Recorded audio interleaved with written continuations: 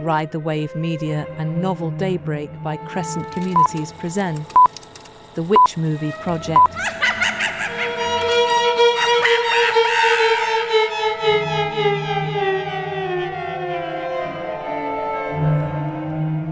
Oh my gosh, I still can't get used to that, Courtney, that violin, a witch going. Man, it's just still scaring me a little bit. I actually have nightmares about that now. Like I hear that in my sleep. It might just be because I have a show on loop. I don't know. What were you gonna say? It's attention grabbing, you know.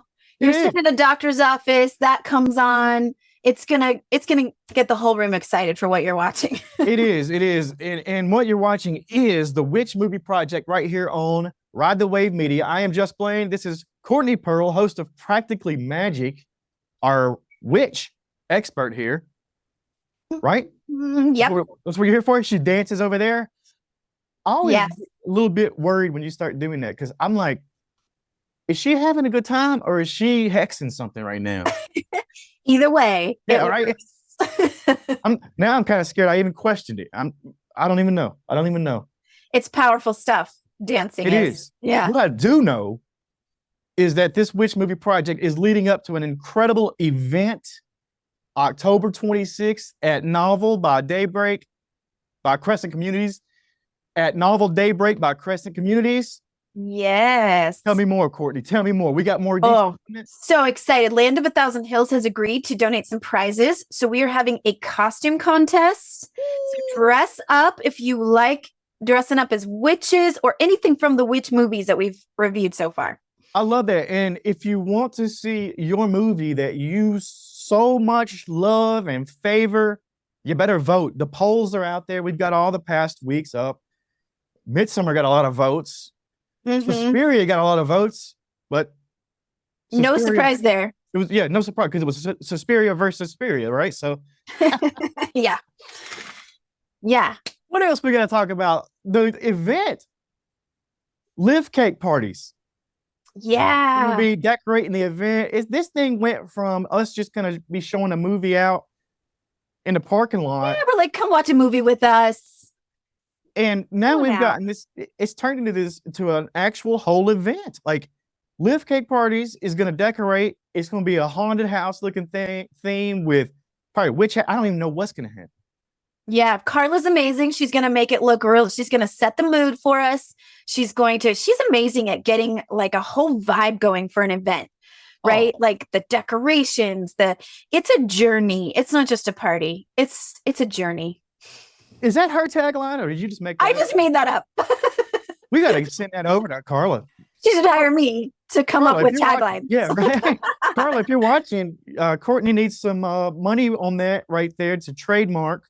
Okay, I'm just happy to promote Carla and her amazing skills. She's amazing. Exactly.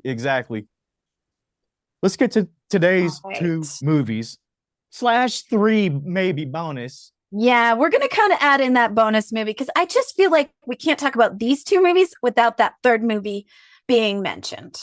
No, not at all. And I just got to say here that I was not really looking forward to this week. I was not. I know. It's anime. I've never been a big fan of anime. It's not one of those I'm anti-anime. I guess I caught the stereotype of either you love it or you hate it. And I just never really gave it a chance. Honestly, I did watch a lot of anime years ago with a bunch of my buddies, Dylan, and his name is old Toddy Locks now. Nice. I got some, there's some characters I've had in my life. He's one of my favorites though. But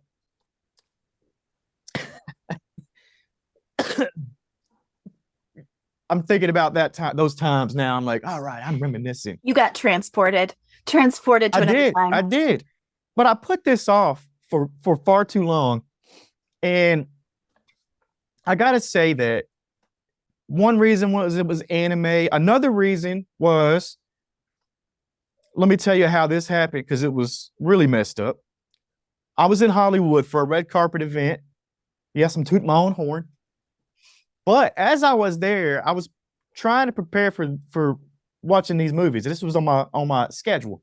Now, I don't know if you've been into the hotel rooms lately, Courtney, but let me hit a little rant here because I left the red carpet event in Hollywood. I didn't go to the after parties. I went back to the hotel room to watch our first movie, Kiki's Delivery Service. I put this off. Now, hotel rooms now, they think they've made this easy, but they haven't. There's no more of this cable in the room and all that, and there's no more free HBO. Yeah. It's log into your own service. Okay, cool. I can do that. Yeah. Connect to my phone. 30 minutes of me trying to log into my account. Oh, I know. I can't get in. And what even makes me madder is I'm looking at the building of the streaming service of my choice across the street. I could have walked over there and said, hey, I just want to watch this movie. I could have logged in at the building. So I gave up. Fast forward a little bit. I finally gave this movie a chance. And oh my gosh, I had seen this a long time ago and realized when looking at the animation, there's the same director from Princess Mononoke. And that was a huge movie for me and my buddies back 20 years ago. Yeah, Hayao Miyazaki. And let me preface this before we go any further. I know I have an accent. I promise you right now, when I try to pronounce these Japanese names, I am not poking fun. I'm not making fun of it. It's the way it's coming out. Yeah. I got to put that out front. I got to put that out front. But Hayao Miyazaki, the director of this movie, and Princess Mononoke, and our other movie, Howl's Moving Castle, which is incredible as well. Now, when I started Kiki's, and this is with the plot, not even talking about anything, it's not long. It's 30 seconds in when you basically, you don't even think anime anymore. Yeah. Yeah, not the way I had experienced anime. And I'm with you. I feel like, we're not too like hardcore anime fans coming in here talking about anime movies and like all this. I think it's important to note that we are two people. Me, same. My experience with anime was kind of the cheesy cartoons we grew up with in the 80s. There was that like racer show, or even later on when like the Pokemon cartoons came out. I was not a fan. I was not somebody that was like, yeah, I thought it was a little cheesy. I felt like the storylines are a little cheesy. I felt like, you get the like the giant wide mouth when they're yelling, and like the background is just like some blurred lines while they're like, bah, and I just never got into it. I was a Disney girl. Okay. I'm all about like Little Mermaid, Cinderella. That's what I watched 24/7. So I'm with you. I had to actually like jump that hump to be like, I'm going to watch this movie and see what it's all about and see what people, but these movies have held up for 20 years. People love these movies. And now I get why. What did you think about how long did it take you to get past the anime part? Oh, like you said, within the first couple seconds, the artistry and the director being an artist himself and having his artwork from these movies in galleries, like that's no joke. These movies transport you visually. And I'm just like, every time I watch them, and I had to rewatch them to get ready for this, to like research it and really dive into it. And I was like, I love it even more. The next time I watch it, I'm like just blown away at the visual, Kiki on the hill. It's kind of a, it's never specific about what the setting is, but a lot of them are kind of Northern European inspired places or setting, even though them being Japanese movies. Yeah. Which makes it, you're not really sure where it is. And it's a part of your imagination. Like you said, this thing transports you, it transports your imagination, and really you become immersed. And not just this film, but pretty much any film he does. Like, that's kind for sure. The town Koriko, where it starts, that's where We got a teenage witch, Yeah. one talking black cat, one broomstick. Yep. She basically leaves her house to find her place in the world. And Kariko was, fun fact for you, was based off of Stockholm and Visby, Mm-hmm. Swedish towns. So good call there on the European Yeah. towns, but still not knowing where they're actually placed. Now, Yeah. It's sort of vague. It's like generic, even in like Howl's Moving Castle, you're never quite sure what time period we're in, because things are a little like, they have like these steam locomotive trolleys that are going around the town and stuff. So it's like, I'm not really sure. It's just, it exists beyond time and space. I love that, because in Howls, you don't even really know where you are when you jump inside of the moving castle, because to me, and I had surround sound, so there's bass going, there's all this, and there's lots of noise, and the castle's moving, and I'm like, man, this is rumbling. They go inside, they close the door, and it all stops, movement and everything. I was like, yeah, that was still cool experience right there. Incredible. Back to Kiki and Gigi. Yeah. That's the cat's name, Gigi. Yes. Who is the English voice, Phil Hartman. Yes, absolutely. And this just caused me to go into a deep dive, because we know Phil's passing was tragic. Yeah. And I don't know what caused me to do it, but I started just going on a deep dive, and I ended up following his daughter on Instagram. Nice. Like, oh, she's doing some amazing things over here. And I'm like, how sad and tragic for her to lose her parents so young. But then I'm like, wow, she's doing some cool stuff. So I would just start following her. And I'm like, what's she up to? She has this whole Instagram. She's got some amazing photography. And yeah, well, I'll tag that later. We'll go on that tangent. And we'll have to invite her out to the Wittc movie project screening. It would be amazing, right? To be like, hey, in honor of your dad. I mean, I loved Phil Hartman, loved everything he did. So anyway, that's a whole side thing. But he voices the cat. It's an amazing job there. He did some voiceover work for cartoons and different animated features. Yes. In his career.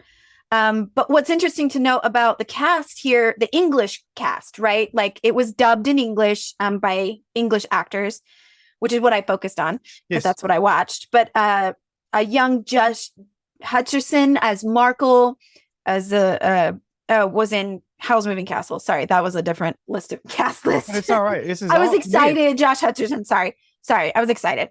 Oh, hey, you can fangirl up, but it's okay, because to me, these are the same world. It's the same. It's almost like, sure, it's different movies, but you're in the same universe. Oh, but there's so much crossover here, right? And I was gonna say, young Kirsten Dunst was little Kiki, and yeah. Speaking of Kiki, that's you. You're Kiki today. Trying to be Kiki today. I love that. I just saw that. I just noticed that. Maybe did I just look at you? I don't even know. No, I did. So I pushed you a little bit out of your comfort zone today, because we have been focusing quite a bit, and I love horror movies, love the genre. But I thought, if we're going to do a Wittc movie project, we've got to at least acknowledge that there are role models for witches. And the director of these movies specifically does a great job of female role models that are really worth putting out onto the front center stage. Like, Kiki is 13.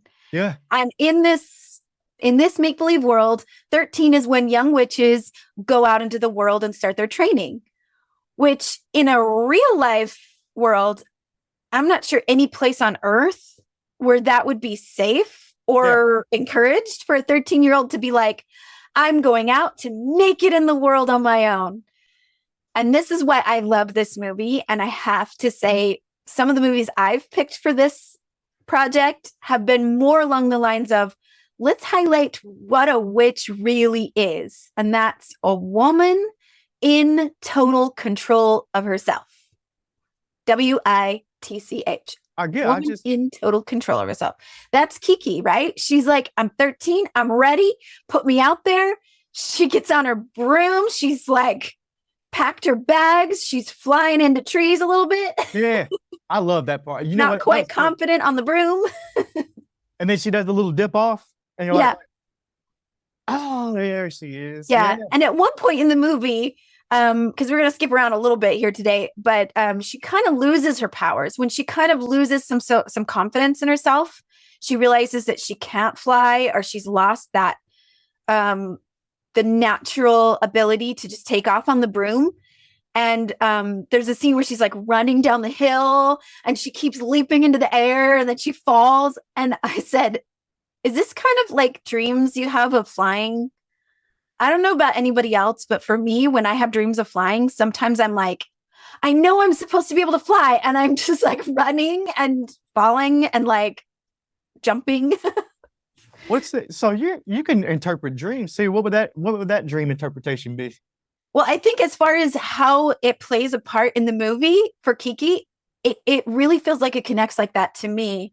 Maybe it's like a message of my subconscious saying, you don't totally believe in yourself. You're thinking too hard trying to make something happen when you really just need to let go of any expectation or any forcing it to happen and let it flow naturally. And that's when it will actually happen. Which is how Kiki remembers how to fly, is she's like, I've been in my head too much. I've wanted it too much. And I need to remember what it was that allowed me to be able to fly in the first place. Tap into those powers. Now, she uses those powers earlier in the movie after almost a near traffic accident, and they end up in the bustling seaside town there. They've got Kiki meeting a Sono, the baker's wife, I believe, pregnant, right? Yes, another independent woman in charge of herself, making success happen with a bakery. Love this. Love everything about this. Yeah. Now, do we know if Miyazaki, did he make this with undertones of the building up the women and?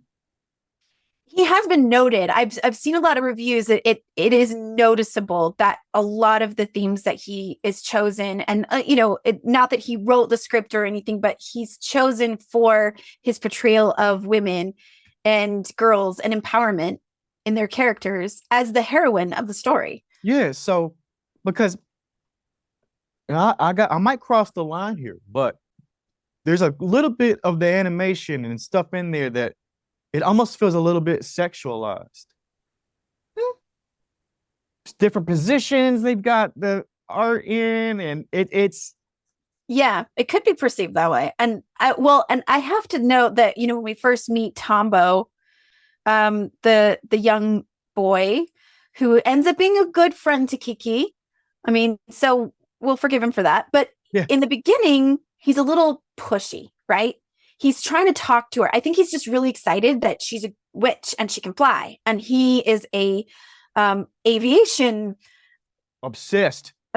Yeah. Person. So yeah, he's like, oh, hi, my name is Tombo. Like, what's your name? And she's like, please leave me alone. I'm busy. And he's like, well, I just want to talk to you. What's wrong with talking to you? I mean, he's like that little dog in the cartoons. This is like jumping around her and like kind of like, hey, just like and I have to just point this out. The first time we watched this movie, I watched with my boys. All of my boys are young. And I said, hey, I just want you guys to know that if a girl says, leave me alone, you do it. Yeah. Right away. Yeah, right. Okay. Consent, right? I'm teaching consent to my boys. We don't keep bothering people when they say, please leave me alone.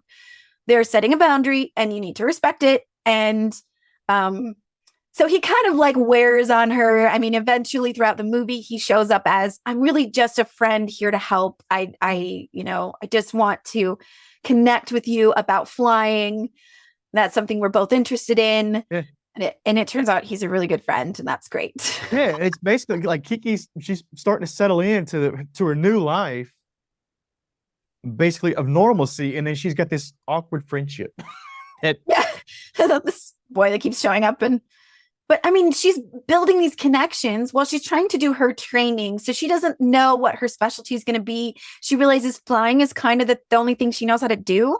Yeah. So she becomes the delivery service, and people pay her to deliver things around town or into other towns. And and also delivering bread for the bakery while she gets to have room and board there. I mean, she's really making her way little by little. As we were talking about earlier, off camera, off recording, we were saying business is made by relationships. And that's what Kiki is doing. She's like, I'll do this for you if you'll help me out here. And she meets the little old ladies who help her out with a job later. She's building these little relationships. And let me just throw this out there. When Tombo's introduced, there's a cameo. Hayao Miyazaki himself is in the movie right there. There's a cameo. I didn't know that. Oh yeah. I need to watch it again now. You're gonna have to. Everybody out there is gonna have to go watch that. So Kiki hits some rough patches, and then she works to, get her confidence back, and she's one witch on a mission. Mm-hmm. All the way to the climactic rescue of Tombo, her friend, her poor little goofy, weird little friend. She believes she's lost her powers at that point, so she's kind of in a depressed state. She stays in bed. She's sick for one of the scenes, and then she just kind of she loses confidence in herself, as we all do from time to time, and ends up having to rescue him because he's hanging from what do they call it? It's a blimp, but they use a different word for it. Airship, I think, or something like that. Airship, something like that. Yeah. So here she is bouncing off of like buildings on her broom. She has to like grab a broom from someone because hers broke. Which, when you talk about sexualizing witches a little bit, I will just point out that the idea of Besoms, which is the broom, the broom itself was called Besoms, and broom is a type of herb or grass that you use to make a besom with. So we all just call them brooms. I actually just got together for the fall equinox with some of my I don't know if they would use the term witchy friends, but they're a little bit my witchy friends. And we made besoms for the fall equinox. So we burn the besoms from last year and we create new ones for the new year. And they were used by witches to clean their house, literally clean the house, but also cleanse the house of energies and, anything negative just hanging out. But there is some correlation possibly with besoms and perhaps a kind of sexual connotation to brooms and what they might represent. So I'll leave you with the imagination of what that might be. I see what you're saying. Now, besoms, these ones that you packaged up or whatever you said back for the fall equinox. This not stuff that you bought down at the Hobby Lobby. Like, is this what you were out foraging in the forest of? Yeah. Well, I was using those to make witches' torches, but we just go out, we get some grasses and some leaves and some flowers and different things we want to decorate it with. We have a stick, and then we wrap it, and you can wrap charms and whatever kinds of things you want in it. And it's just whatever intention you put into it. Just like anything else. I mean, it can mean nothing. It can be a stick with a bunch of leaves on it, or it can be, this is me putting my intention of what I want for the new year and wrapping it up and like protection for my home, whatever you intend for it to be. Right. Love it. Let's go back to Kiki. Yeah. I got to ask you about when she loses those powers. Did you think she actually lost the powers, or was it just in her head? Because she can't even talk to the cat anymore. Like Gigi. No. So did she actually lose them, or was it a in her head type thing? Like you said, did she just have to get over it? Well, this is where her friendship with Ursula, who is the sort of artist that lives out in the cabin in the woods, which, by the way, I mean, we never point out that she's a witch as well. Yeah. She would not name herself a witch. But I mean, how is Ursula not a witch? She's out in the woods creating magic with her art. I mean, and this is where, again, the visual artistry of these movies comes into play, because when Kiki walks into that cabin and sees that Ursula's been working on a portrait of her in the sky with like a Pegasus, and it's just, I mean, it took my breath away, and it's just an animated movie. I'm just like, oh. She's making magic in the woods, sketching out this art and making art with, with her skills. And she explains to Kiki, like, hey, when I started doing art when I was little, it's all I could do. It was all I wanted to do. It's all I thought about all day long. But then she reached at some point where she started to doubt herself, or she started to think too hard about whether her art was good or not. And she lost confidence and she didn't want to do it anymore. And she felt like everything she drawed was crap. Like it just wasn't working. And relating to how Kiki has lost her powers, I think you're right in saying it's in her head, and it's also real. Like she lost those powers because it's in her head. Right. Mm-hmm. She got them back. She fully integrates into the community, got confidence back. She's one successful delivery service, one broomstick, one talking cat, one happy witch. Roll the credits, right? Yep. Yeah, that's it. And then that's it. And in a nutshell, there you have it. Love it. What a beautiful movie, though. And then you got Howl's Moving Castle, to me, in the same realm, same director,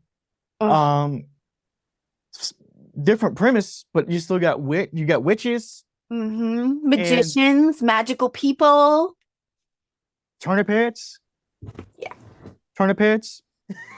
Okay, so I already kind of teased it because I accidentally said the wrong movie. But Josh Hutcherson in the cast in Howl's Moving Castle of the little boy Markle, which was supposed to be Michael, but I think in the translation of how to say Michael, it didn't work out. So his name ended up being Markle.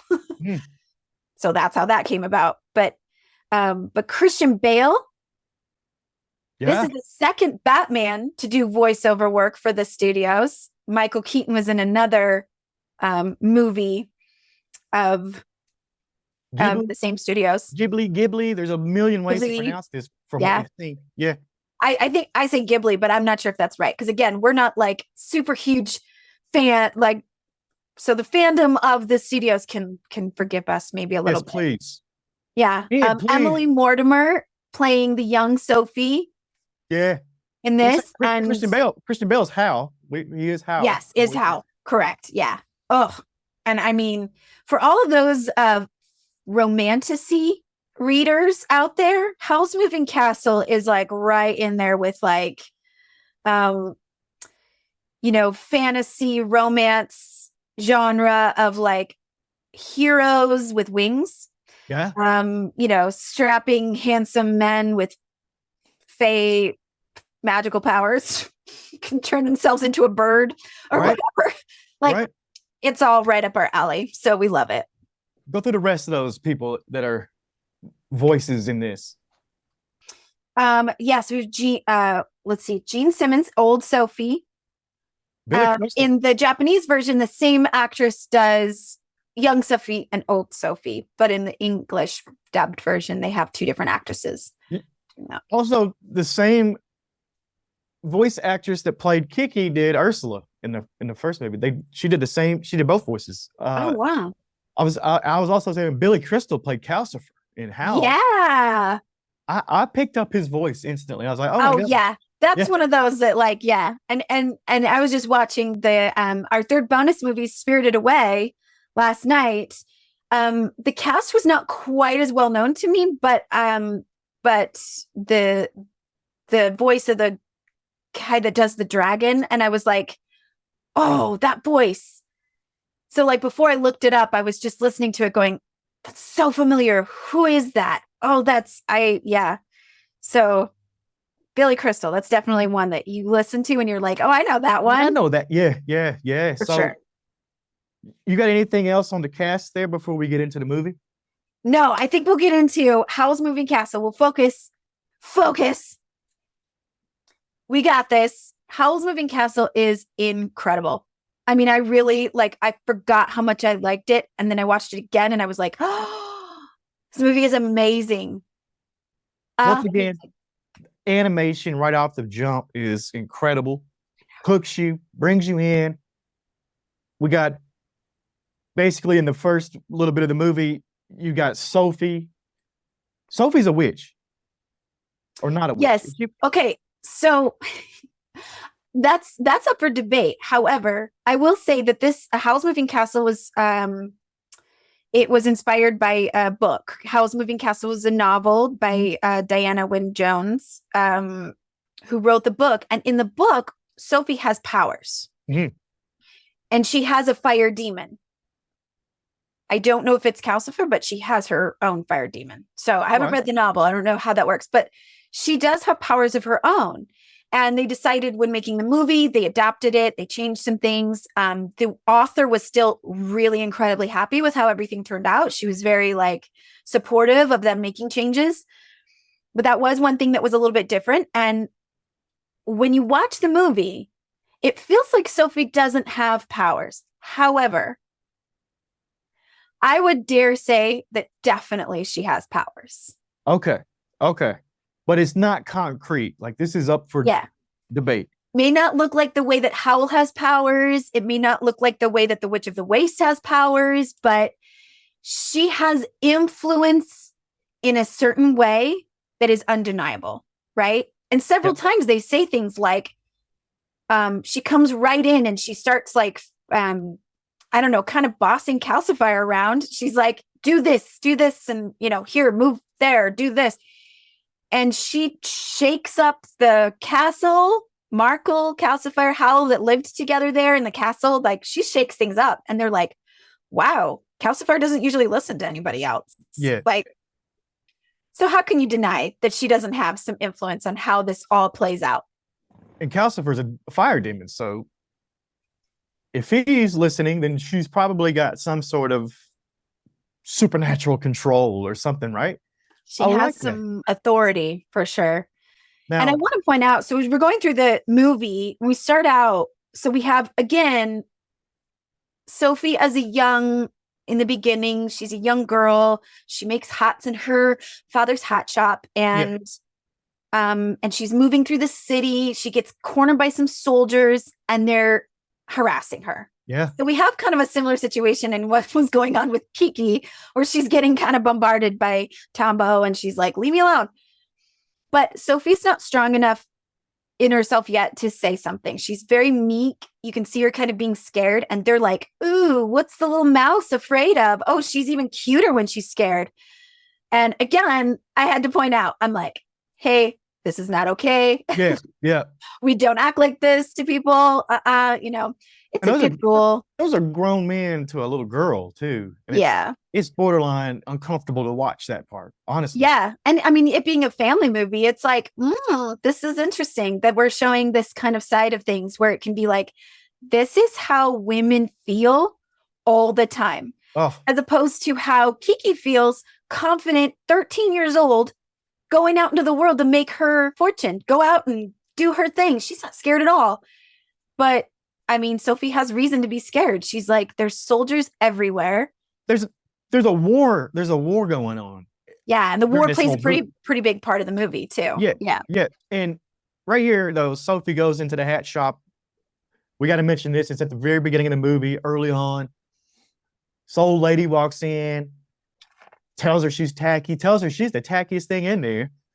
She tells her to leave, and then she does this thing and basically whooshes through Sophie, and it puts a spell on her. And we find out that this is the Witch of the Waste. And this spell turns her into an old lady. It basically, she looks like a witch that you think would be a stereotypical witch, really. Yeah, and she looks similar to the witch in Spirited Away. There's a witch with kind of exaggerated wrinkles, really large nose, like that kind of look, which I love about the animation too. I just have to point out, I love the detail. I mean, just take a moment, freeze frame any part of this movie, any of these movies, and look at the background. Yeah. Like the setting, the carpet, the rugs, the molding on the walls. I mean, just everything is so detailed. Before, CGI was used, probably it's real art. I don't. Did we even mention Miyazaki? He's an artist as well. He's not just the director. Like, he's, that's an incredible talent to be able to put all that together and bring these worlds, this universe together, that's what a lot of anime is. You mentioned earlier Yeah. Pokemon and all that, which you're gonna make a lot of people mad there. We're gonna have some hate mail. That's okay. You go right ahead. My son already gives it to me every day. He's like, Mom, I love Pokemon so much. And I'm like, yeah, it's great. You know what, though? I started thinking about this and I was like, me saying, oh, I don't like anime. I'm a huge fan of The Legend of Zelda. I've played those games. That's anime. That's anime. I've been playing that stuff for 20 plus years. Yeah, I think we're bigger fans than we think we are. We are. And I think it really I don't want to go off on a tangent, but it got a bad rap somewhere along the way. And it was polarizing. Maybe it's the same type of situation that certain fan bases have of stuff, that it almost turns other people off to what they're doing. Yeah. I don't know. I think what I'm trying to say is I'm happy to be wrong. I'm completely letting my bias out there. I'm admitting that I had bias against it and it wasn't fair and that was wrong of me. And I apologize to all the anime and fans of anime forever and ever, because I'm in now. I've been transformed by these movies. Same here. She speaks for me out there. She speaks for me. And thank you to Max, HBO Max, for recommending me nothing but anime now, because that's what it is across the... It's all you liked that, watch this next. I'm like, okay, I will. And you better believe I will. Yeah. So the detail. Back to Howl. So we have the wrinkles in her face, the details, and and I will point out, then you see old Sophie start this adventure. Mm-hmm. Old Sophie. She wakes up, she's 90 years old in her body. She can't even stand up straight. She's so old and crooked and bent. And you hear her pain. She's like, oh, this old body. And I'm so impressed that she looks in the mirror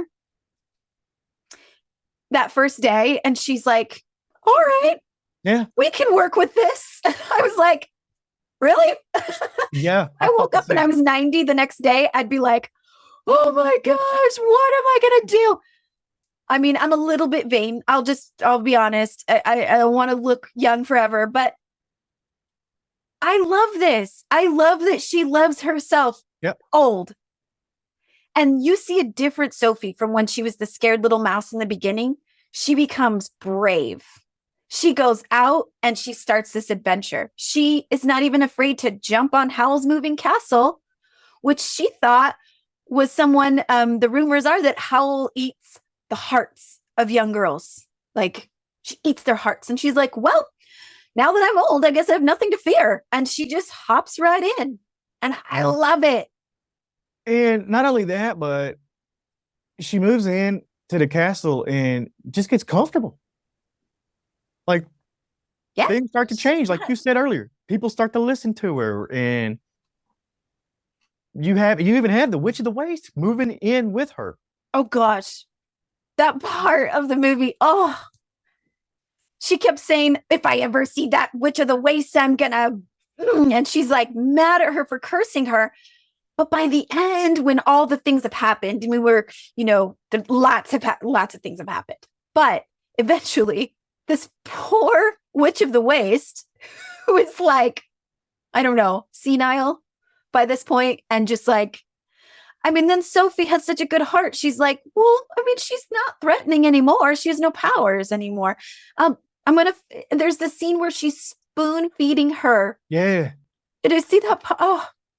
You're talking about she's helping another witch that took 70, 80 years off her life. And without even a question, helping her. Just helping her and enjoying. Yeah, they welcome her into Howl's castle, and there she is. And at one point, Howl even says, I'm having dinner with my sworn enemy, the Witch of the Waste, and everybody who's at that table. And he's like, all right. He's like, I guess. But that brings me to this point. So this is Sophie's powers. Okay, so we're talking about, is she a witch? Is she not? Howl, even though he is kind of the hero of the story, he's against the war that's happening. There's been a kidnapping of a prince in the neighboring kingdom, and now they're at war. War is happening. This is a very anti-war novel or message, and Howl's against the war, so he's kind of fighting against it, but he admits he's scared and he's been running. And the reason why he plays these different aliases and he has a moving castle is because he's scared and he's not really willing to face up to responsibility for where he needs to do that. And he says, because Sophie goes in for him to see the king, and he shows up and she's like, well, why did you make me go if you were going to show up anyway? And he's like, you gave me this confidence. You gave me the strength I needed to face my fears and come and face this, and not avoid it anymore. And that's an incredible thing for to happen and be said. And it's a huge theme of the movie, really. Yeah. Facing your fears, not being scared. And it's an incredible theme. I think another theme, underlying theme, is the fact that Sophie does take care of the Witch of the Waste. And there's Calcifer. To me, it's that when you're in high school, it's that outcast group. It's the clique. It's the people who are like, oh, that's the skater kids or the goth kids. But they kind of take on that themselves. And maybe that's why Sophie helped out the Witch of the Waste. She's like, she's just as bad off as I am now. It doesn't matter that she did it to me. Yeah. Like, if I don't help her, no one will. And at the same time, it's a bonus to Sophie, so. Yeah. And you see this already in when they meet up at the castle to meet up with the king.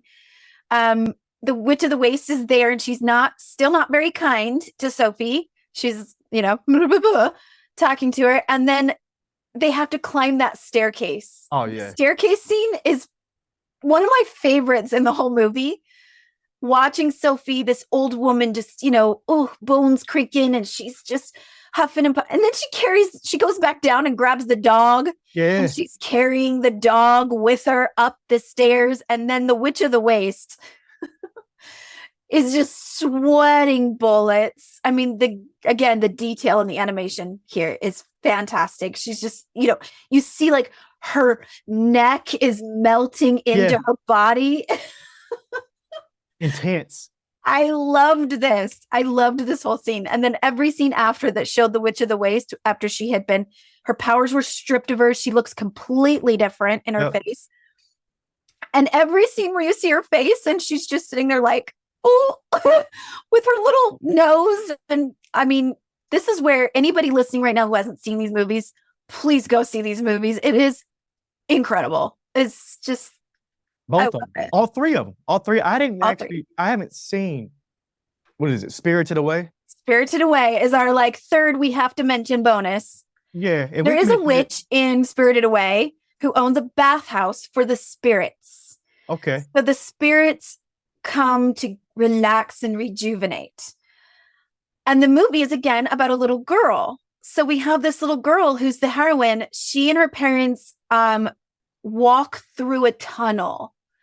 And it becomes a portal into another world. And it's a spirit world. And unfortunately, the parents eat the food. And I guess you're not supposed to do that to spirit food because they turn into pigs. Oh.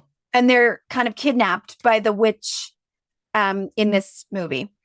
And I just briefly mention it because all of these movies have this sort of theme of transporting or, going through some kind of portal into another world.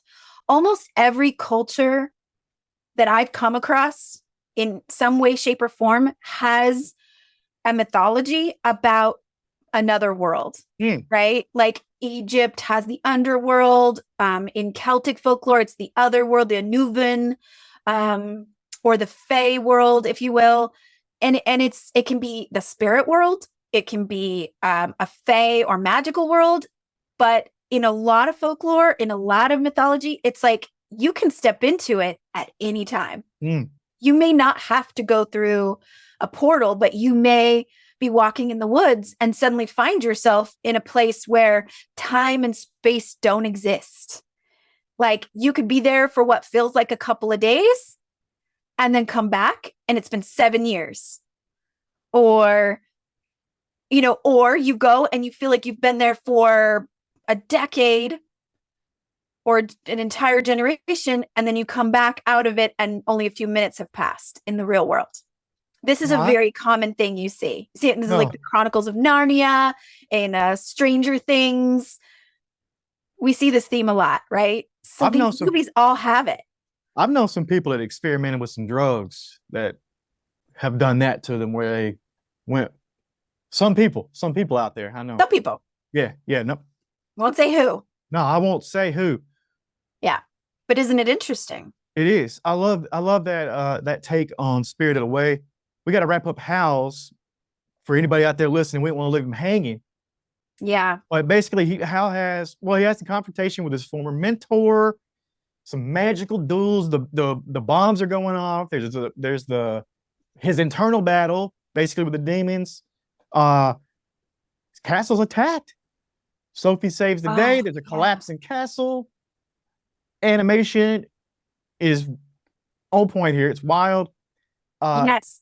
And all from the imagination of the director, by the way, because in the novel, Howl's Moving Castle, it never explains how it's a moving castle. She doesn't describe it.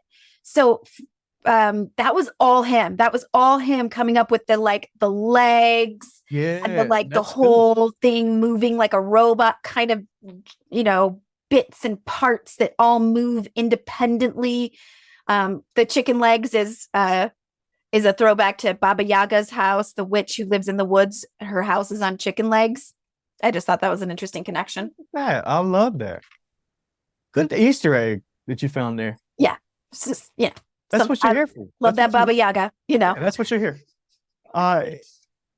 The war going on, I want to also note that was not in the novel. That's Miyazaki added the war element later. So as the bombs and stuff are blowing up, nobody dies. There's no bodies. It's like, which is, it's a movie. So you just get the inference of this horrible war going on and how many people are dying and how hard it is. Yeah. You got Sophie's journey into the house past, and basically what the curse is lifted at this point. Anything big in there that I missed? I mean, this is that's oh, just I'm like, how can I say enough? But here's where I can kind of like wrap it all up. We'll tie it in a bow. I want to point out that throughout the movie, you see Sophie break the curse of being the old woman. She's not 90 the whole time. You see youth brought back little by little, and you see it kind of shift. Sometimes when Howl sees her sleeping, she's young Sophie. And sometimes when she gets really passionate about something or she's really involved somehow, you see her, like the wrinkles disappear and she's young Sophie again for a moment. And then she's back to old Sophie. So you see throughout that whole movie how she herself transforms and how she influences the transformation of Howl and other people around her. And that she breaks his curse as well as her own. Yeah. And in both Kiki and in Howl's Moving Castle, these themes I think are really important for me to bring forward in this series we are doing, Witch Movie Project, because we're going to have a lot of fun with witches. We're going to have a lot of fun with seeing how they can show up in sort of evil ways. But I want to highlight that the true meaning of witch is every person, especially women, who empower themselves to be independent, to take care of themselves. And this is where these two movies really like converge. I mean, here's Kiki and Sophie, and like, they're just women making it, right? Like they're making their destiny happen. That's all it is. That's all witches are. You can't say it any better than that. These movies are incredible. They do stand up the test of time. I mean, we didn't even mention Kiki is 1989. 1989.